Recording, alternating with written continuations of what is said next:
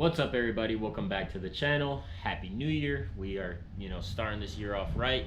Got some parts in the mail. Gonna start wrenching on the Z. Like I told you guys in the last video, anytime I get something and it's ready to be installed in the car, I'm gonna try to make the time to get it done so that we can get this car hopefully dyno ready by the end of this month. So that's my goal. Hopefully we can make it happen. But yeah, let's get into the video, show you guys what parts came in the mail, and start knocking things off this list.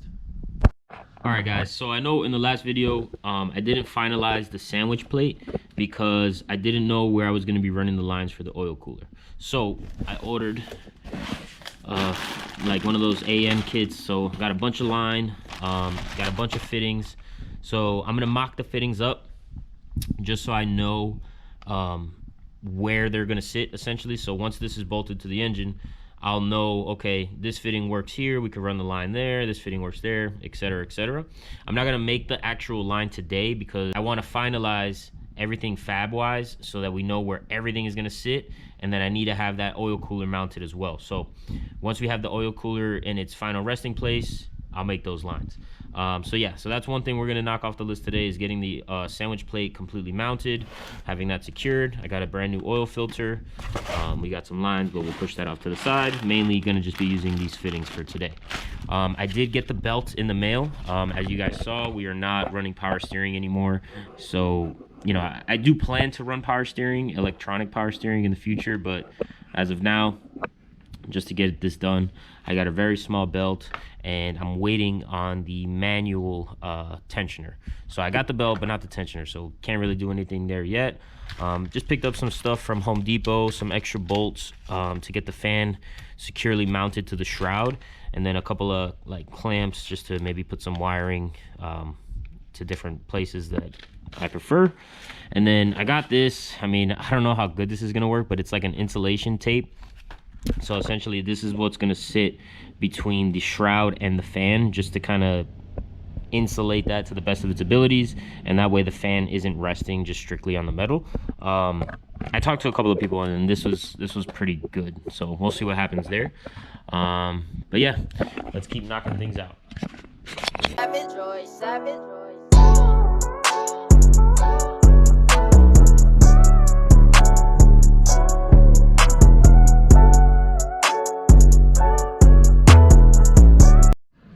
Alright guys, before I get underneath the car, what I'm going to do is take the fan shroud off, get that all finalized, fully install it in the car, and pretty much write that system completely off. So we're going to do that, then I'll move on to mounting the sandwich plate and seeing where that all lines up.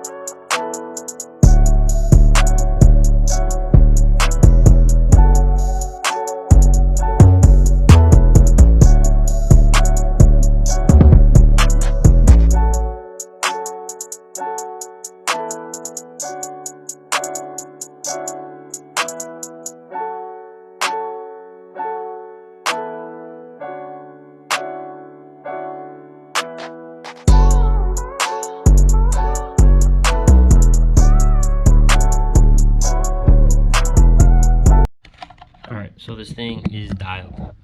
Not the best on the insulation tape, but whatever. I wasn't the best at art class. It'll work. So yeah, let's get it in the car, get it pretty much set in place for final mounting. Alright guys, got the radiator fully mounted, fan done up, insulation tape fits Gucci. really happy with how that came out, man. I took a huge gamble on that, and it worked out fire. Oh, tell me he's plugging me up with some parts right now, son. Bless me, son.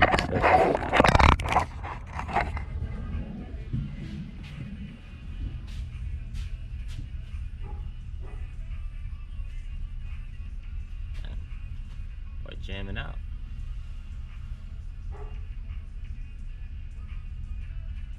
Come on, bro. Holy shit. Thank you, bro. You got it? Front door? Yeah, front door fine. Thank you, bro. Yeah, what my girl order?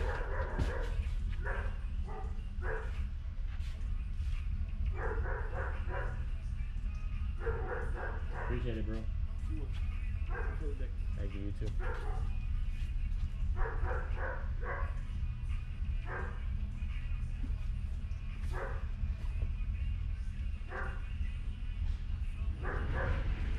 Oh, we got parts, boys. Alright, so fan is 100% ready to go. Only thing, and maybe some of you guys may know, here on the bottom, this little lip doesn't look like it's part of the radiator, right? So I'm thinking I could just drill it, put a little bolt, but I'm sketched. Because with my luck, if I drill it and then the radiator starts leaking, I'm gonna be tight. But I don't know, we'll see. All right, just got some stuff in the mail.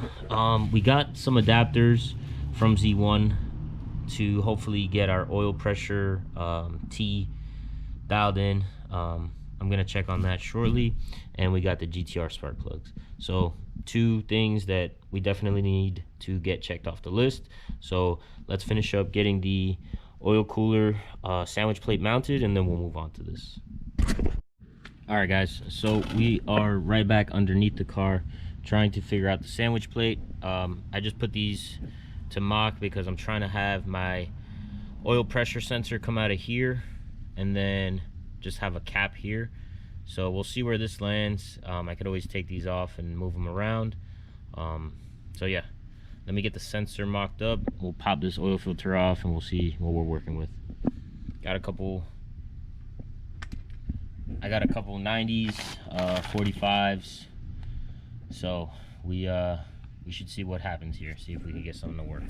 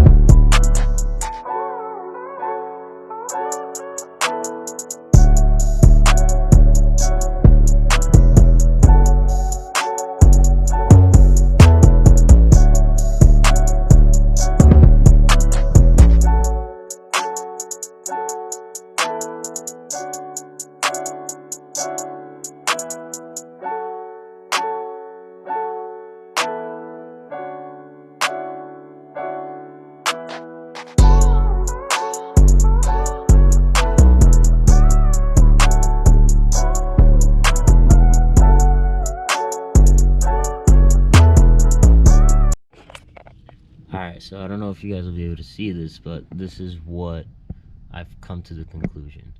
245s come in, can run the line right over the bar, and then try to mount the oil cooler somewhere in this area. So I think that's where it's gonna sit. This was just like a mock-up little sandwich plate I had, and so I'm gonna get everything cleaned, install everything so that it's ready to stay on the car. Alright guys, so here's what we're working with. So we got everything tightened, everything is in its final resting place. So I'm going to mount this to the car, plug up the sensor, get that all wired in. Then we'll put the 45 fittings here, just so we know, okay, that's where we're using. And we'll put the oil filter on, so should be Gucci. All we gotta do is make lines, so not a big deal. Let's get it on the car and I'll show you guys once everything's completed. All right, guys, so we got everything solidified here. So we're 245s up, come out this way, we'll run hose up here to an oil cooler somewhere in this area. So we're mint there, everything's tight, secured. I did want to have this on to see what my room was like, see if anything was in the way, and it all fits good. On the back side, you guys probably can't see it, but on the other side of the AN lines, we do have one side capped, and then the other side is my oil pressure sensor. So that all worked out Gucci, because there's plenty of room between the subframe and the oil pan and on the side, so easy peasy. So one thing checked off the list. Let's get these spark plugs thrown in.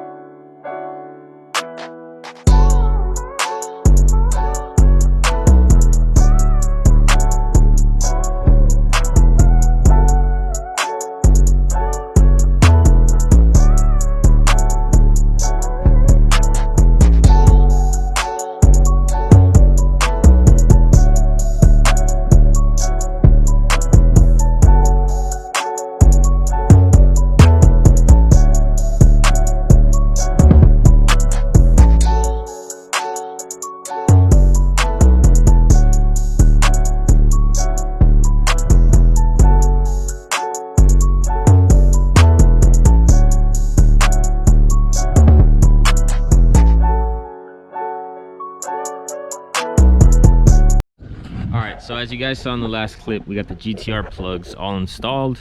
Everything is solidified there, good to go. Now, moving on to the bottom of the car, I spoke to a couple of people about the oil drain, or I'm sorry, the oil feed coming off of the T-fitting for the oil pressure sensor. Some people told me, yeah, that works, but you could also use it off of the sandwich plate.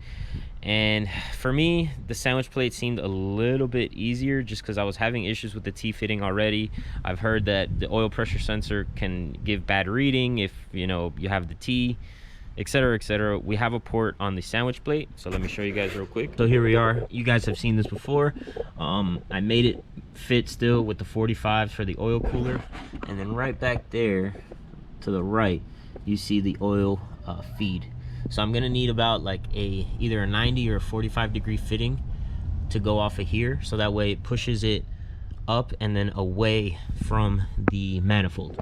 So that way, obviously, there won't be as much heat. I'm still gonna have it wrapped with like a fire sleeve, but just so that it's out of the way, definitely probably gonna need like a 45 or a 90 there, and then we should be good there.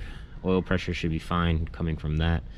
We got everything solidified now here. I'm gonna put the 45s back on so that I can make the lines once we get the car back from Fab.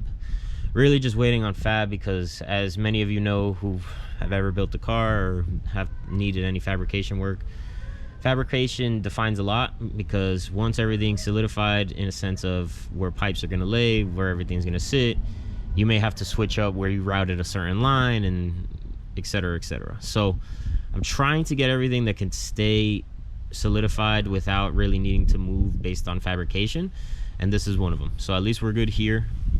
I'm going to put the oil filter on just so we're good here and have this done. Now moving to the back, as you guys can see, we got our dual wastegates, and then we have our vacuum hoses. So we have vacuum hoses going from the top of the wastegates and then going to the bottom. So now I ran those up the car, and I'll show you over here. I don't know who's calling me, but they getting sent to voicemail. So right over here is where I ran both of these. Obviously I put some fire sleeving right here, so it should be good. I mean, it is close, so I maybe might get a longer piece, so that way I can at least just wrap all the lines until they get up top. But I have them ran into the middle of the car so that they're above the trans, not really on the sides. And let me show you what that looks like up top. All right, so I definitely need longer vacuum lines, but I just pulled them up here just to know where the route would be. So I have this one. This blue one is for the from the top of the wastegates, so that's just going to go to manifold right here. And then the other one, it's a little lower, but that's the bottom vacuum lines going to the bottom of the wastegate. So then that's going to route kind of under here. And then I have the boost controller right here, as you can see. So bottom of the wastegate is going to go to this port here, and then this port is going to run to manifold pressure. But I'm also going to tee it there so that I can run a gauge or run a vacuum hose to my boost gauge. So then we're all set there. And then for the blow-off valve, once it's, obviously I gotta get it fabbed, but once it's done and it's on that cold side piping, I'm gonna run the vacuum line from there up to the manifold so that everything has you know, manifold pressure, reference, however you want to call it. And then over here, same thing. I'm going to go from the fuel pressure regulator to the manifold on this back port right here. So should be good. I obviously got to get some vacuum lines in. Once that's all in, I should be able to get that done. As you guys saw on the sandwich plate, I just need to get a new feed line made so that obviously it's the appropriate length and it has the appropriate fittings on it that I need. I'll just leave that one there for now. And then on the return, so it's gonna work, I just need it to be a little bit shorter, which is fine because I have fittings. So I'm gonna cut it and then put on another straight fitting, so it should be a little bit shorter, and then be good to go with the drain, so we can at least reutilize this line. All right, so we got the alternator bracket or manual tension or whatever you want to call it in. So I got the belt already. What I'm going to do is I'm going to take off the existing bracket, which is what's just holding the alternator there. It's not essentially what's giving tension to it. I'm going to try to match the bracket size to, you know, the tensioner and then tighten from there. This doesn't have to be super tight. I'm not trying to have it like, you know, completely loose either, but we'll see kind of a happy medium, because we are now using this tensioner on the timing cover, and that kind of sketches me out, but whatever. Plenty of people have done it. It's worked in the past. So let's get the bracket off and make the proper adjustments and get that on the car. So huge fail. I tried even cutting this to shorten it and it still doesn't work. The belt may work, but here's what's I'm not sure about, right? And if someone's watching this and knows, tell me. But the belt goes on, right? It's pretty good size. I mean, obviously it does need some tension, so maybe even a smaller belt might work. But regardless, this is it with it being cut already. I was trying to go right here from the alternative bracket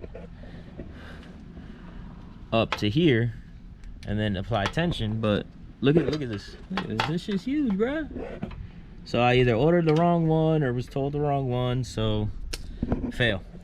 Waste money, but whatever. I'm not gonna return the belt yet, but I'm definitely gonna get a tensioner that's smaller and go from there. So big fail on that.